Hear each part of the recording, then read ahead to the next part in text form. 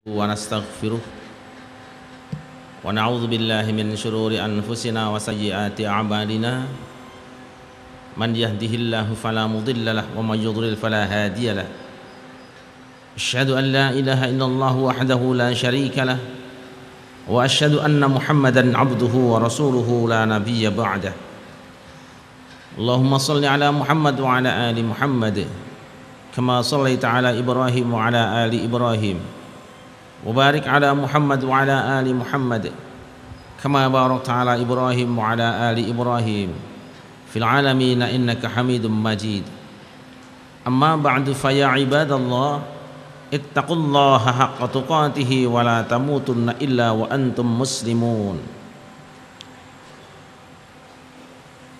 Hamba-hamba Allah yang dimuliakan, sesungguhnya jalan menuju surga itu teramat banyak meskipun pintunya cuma 8. Sebagaimana jalan menuju neraka pun sangat banyak meskipun pintu utamanya hanya 7 buah. Hendak masuk ke pintu yang mana kita tergantung dari amal apa yang kita lakukan, dan sebesar apa surga yang akan kita nikmati dan kita dapatkan tergantung kepada amal yang kita kerjakan. Hamba-hamba Allah yang dimuliakan, ada orang yang masuk pintu surga lewat ibadah salat yang khusyuk. Ada orang yang masuk pintu surga lewat zakat yang ikhlas dan sempurna. Ada orang yang masuk pintu surga lewat puasa yang diterima. Ada orang yang masuk surga lewat pintu haji yang mabrur. Ada juga mereka yang masuk pintu surga lewat sedekah dan amal-amal saleh yang lainnya yang terkadang manusia tidak menyadari saat melakukannya. Demikian juga di antara manusia ada yang masuk ke dalam neraka karena tidak menunaikan sholat. Ada yang masuk neraka karena tidak membayar zakat.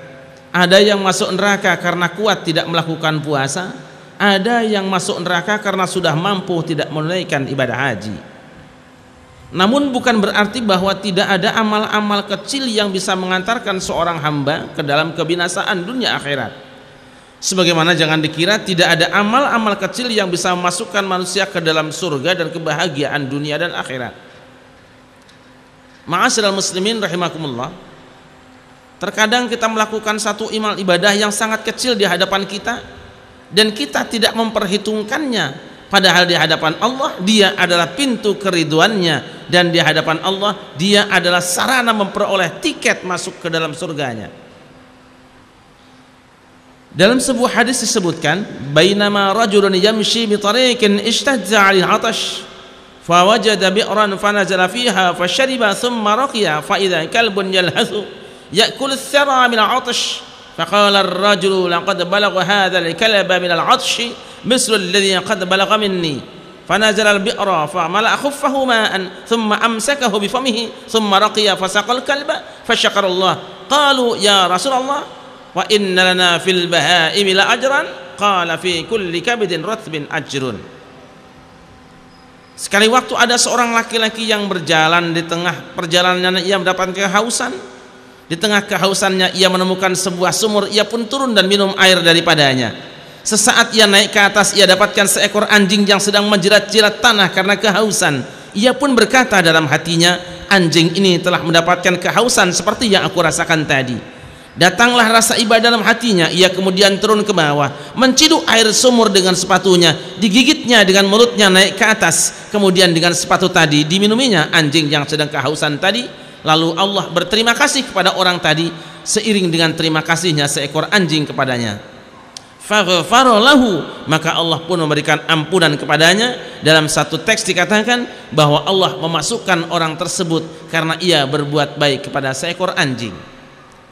Ma'asyiral muslimin rahimakumullah, seekor anjing yang sangat hina, yang kalau ia lalu di hadapan rumah kita, kita akan mengusir dan melemparinya, dan sering kita menyebut namanya untuk hal-hal yang buruk. Ketika kita marah kepada seseorang, ketika kita bertengkar, ketika kita benci, kita akan sebutkan nama anjing di hadapan mukanya. Betapa buruknya anjing ini. Akan tetapi meskipun buruk anjing, ketika ia mendapatkan kesulitan, kemudian seseorang menolongnya hingga dia minum dan sehat kembali, Allah membukakan pintu surga lewat sekedar memberi minum seekor anjing.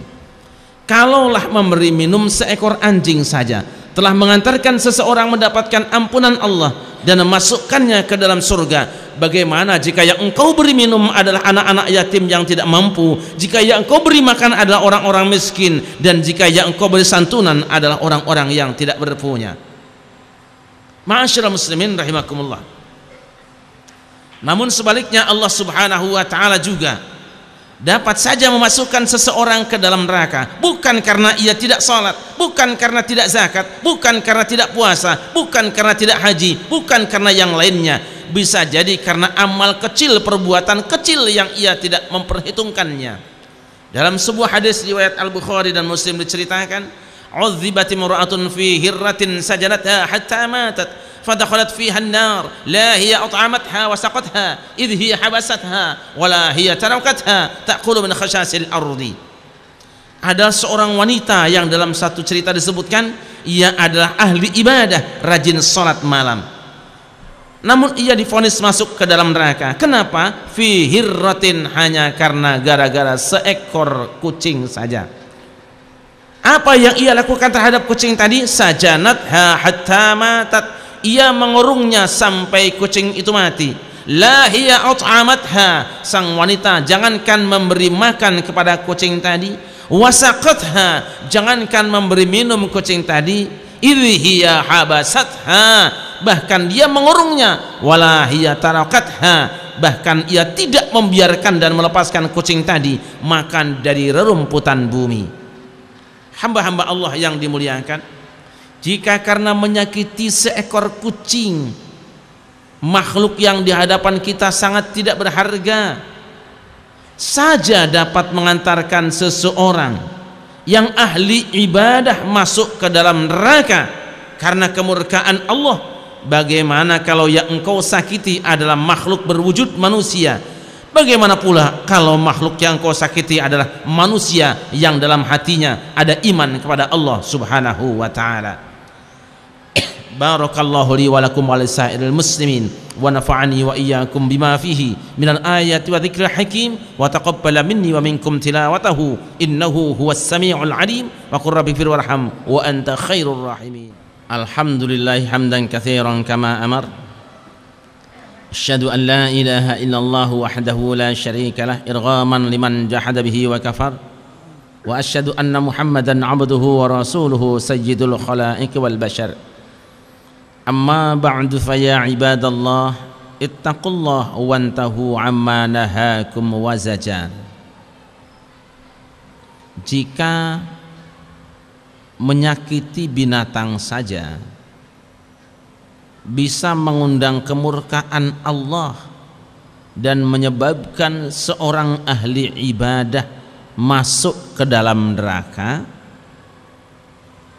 bagaimana pula jika yang engkau sakiti adalah saudaramu sendiri, saudara yang memiliki syahadat yang sama, memiliki keyakinan wajibnya sholat yang sama, memiliki keyakinan wajibnya zakat, puasa dan haji yang sama, tentu kemurkaan Allah jauh lebih besar daripada menyakiti binatang tadi. Tapi hari ini kita diingatkan oleh Rasulullah sallallahu alaihi wasallam, al-muslimu man salimal muslimuna min lisanihi wa yadihi. Seseorang yang disebut dengan muslim yang sejati adalah orang-orang yang kaum muslimin secara keseluruhan selamat dari lidah dan tangannya. Pengertian ini dua. Pengertian yang pertama, seseorang patut disebut sebagai orang Islam yang benar kalau mulut dan tangannya, ucapan dan perbuatannya tidak menimbulkan luka hati di hadapan muslim yang lain. Yang kedua, seseorang dianggap muslim dengan keislaman yang benar di antaranya apabila dia bisa menyelamatkan muslim yang lain dari petaka yang dihadapinya, baik sekedar dengan bantuan lisannya maupun dengan pertolongan tangannya. Mari kita bertanya hari ini, jika seseorang dianggap kemuslimannya, keislamannya itu benar apabila mulutnya tidak menyakiti sesamanya dan tangannya tidak melukai hati saudaranya, tidak perlu kita mencari jauh-jauh. Di negeri ini hari ini terlalu banyak orang yang berbicara kebenaran, tetapi saat berbicara kebenaran di sampingnya melukai hati saudaranya hanya karena persoalan-persoalan yang sebenarnya tidak prinsipil. Mengapa ini terjadi? Karena munculnya banyak orang yang tidak memahami ajaran agama, sehingga tidak bisa membedakan mana yang bid'ah dan mana yang khilafiyah. Bid'ah dan khilafiyah sangat berbeda. Kalau bid'ah wajib kita meninggalkannya, sedangkan khilafiyah wajib toleransi menyikapinya. Hamba-hamba Allah yang dimuliakan, lihatlah seorang Syekhul Islam Ibnu Taimiyah misalnya. Dia berbicara dalam majmu' fatwanya berbagai pendapat para ulama yang berbeda pendapat, antara Imam Asy-Syafi'i, Al-Imam Abu Hanifah, Al-Imam Malik dan Imam Ahmad bin Hambal. Dikemukakan semua perbedaan pendapat mereka, bahwa beliau kemudian menyimpulkan, menurut saya yang benar adalah ini, namun pernyataan tarjihnya tidak ditambah dengan kalimat bahwa yang 4 mazhab ini adalah bid'ah. Tidak, beliau tidak mengatakan itu. Tetapi hari ini orang-orang yang tidak berpengetahuan diberi kesempatan peluang untuk berbicara di muka umum sebelum melengkapi sangunya. Dengan lantang dan mudahnya, tanpa kapasitas sebagai seorang mujtahid, mereka menggunakan lisannya untuk menisbatkan kata bid'ah terhadap amaliyah saudaranya, padahal yang seharusnya ia katakan ini adalah masalah khilafiyah. Kunut subuh bukan bid'ah, dia adalah khilafiyah. Kenapa khilafiyah? Karena Imam Syafi'i tegas mengatakan ia adalah sunnah, meskipun yang lain ada yang mengatakan dia tidak sunnah. Mengirimkan pahala kepada yang meninggal dunia bukan bid'ah, meskipun mayoritas ulama mengatakan bahwa itu baik dan benar. Ada yang mengatakan bid'ah dan tidak benar. Jatuhnya kepada orang awam, wajib mengatakan itu adalah khilafiyah. Mengangkat tangan di dalam sholat sebatas pundak dan sebatas telinga bukan bid'ah, itu adalah khilafiyah, karena yang mengangkatnya sebatas pundak ada dalilnya, dan yang mengangkatnya sebatas telinga pun tidak kurang dalilnya, juga ada fatwa mujtahidnya. Salat sunat tasbih bukan bid'ah, dia adalah khilafiyah, sebab para ulama berbeda pendapat di dalam menghukumi hadisnya. Meskipun ulama yang besar-besar termasuk Al-Albani mengatakan hadis salat tasbih adalah sahih. Kemuliaan malam nisfu Sya'ban bukan bid'ah, dia adalah khilafiyah, karena banyak ulama yang mensahihkan hadisnya, meskipun Bin Baz dan Utsaimin menganggap hadisnya adalah dhaif.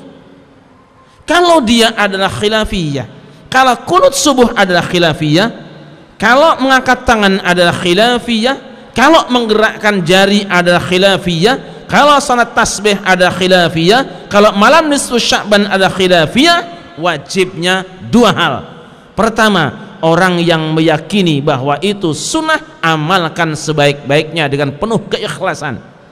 Yang kedua, orang yang berbeda pendapat wajibnya berdiam dan tidak memberikan komentar apa-apa. Adapun orang-orang awam yang ikut berkomentar memberikan nisbat bid'ah kepada amaliyah yang diperselisihkan para ulama, maka orang ini adalah orang yang sesat dan menyesatkan. Wa'lamu annallaha amrakum amrun 'amima wa qala jalla jalaluhu 'alima innallaha wa malaikatahu yusalluna 'alan nabi ya ayyuhalladzina amanu sallu 'alaihi wa sallimu taslima اللهم صل على سيدنا محمد وعلى آل سيدنا محمد سيد الأولين والآخرين وسلم رضي الله تبارك وتعالى عن كل صحابة رسول الله أجمعين. اللهم اغفر للمؤمنين والمؤمنات والمسلمين والمسلمات الأحياء منهم والأموات إنك سميع قريب مجيب الدعوات. ربنا لا تزغ قلوبنا بعد إذ هديتنا وهب لنا من لدنك رحمة إنك أنت الوهاب. اللهم ألف بين قلوب المؤمنين واجمع كلمتهم على الحق يا رب العالمين. ربنا آتنا في الدنيا حسنة وفي الآخرة حسنة وقنا عذاب النار والحمد لله رب العالمين. عباد الله إن الله يأمر بالعدل والإحسان وإيتاء ذي القربى وينهى عن الفحشاء والمنكر والبغي يعظكم لعلكم تذكرون ولذكر الله أكبر.